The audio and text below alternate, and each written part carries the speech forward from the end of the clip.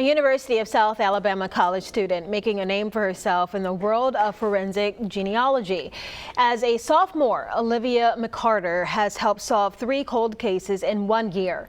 Shelby Myers in the studio with us tonight. And Shelby, one of the cases she solved happened just across the state line. Yeah, that's right, Lenise. Olivia McCarter played a huge role in identifying baby Jane Doe as Alicia Heinrich. Now, you may remember that was the baby found in the swamps of the Escatawpa River in the 80s. And at 19 years old, McCarter is just getting started. Once you get a solve, you want another one, and that really motivates you. It's like an addiction for 19-year-old Olivia McCarter. The University of South Alabama sophomore is solving decades-old cases in days, all from the comfort of her bedroom in Grand Bay. This is where I solve all of my cases. After befriending the owners of Redgrave Research Forensic Services, McCarter asked for an internship, and they took a chance on the young student. A chance that's definitely paid off. I have 3 solves so far, forensic-wise, and I got my first solve a month after I started my internship with them. Her team uses DNA and genealogy databases to build family trees and ultimately identify victims and suspects in cold cases. Her first case, identifying a 1972 John Doe in Missouri. She helped solve it in just 4 days. I stayed up for 3 days straight solving that case. Her next case, a lot harder, solving the 1984 rape and murder of Christine Jessup, a 9-year-old girl from Ontario. He had killed himself in 2015.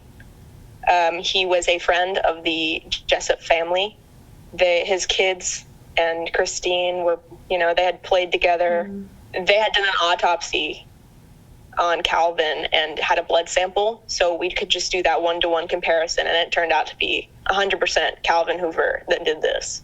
And then her most recent and proudest solve, figuring out who Delta Dawn, or baby Jane Doe, was. An 18-month-old girl found dead in the Escatawpa River in 1982 that nobody claimed.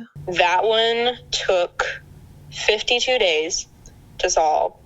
And I live in Grand Bay, about 15 minutes away from the cemetery where she's buried at. So I was able to go visit and, take care of it. McCarter says she's now emotionally attached to the victim, so much so she's keeping them with her forever. He loved to build birdhouses, and this is the Missouri state bird, and it's also a known good luck charm.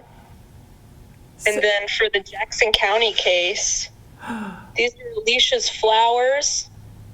They were on her dress when she died. And you can play a part in solving these cases too, actually. If you have a DNA kit that you've done through maybe Ancestry DNA or 23andMe, McCarter asks that you actually upload it to gedmatch.com so law enforcement can view your DNA as a possible match with unidentified remains. In the studio tonight, Shelby Myers, Fox 10 News.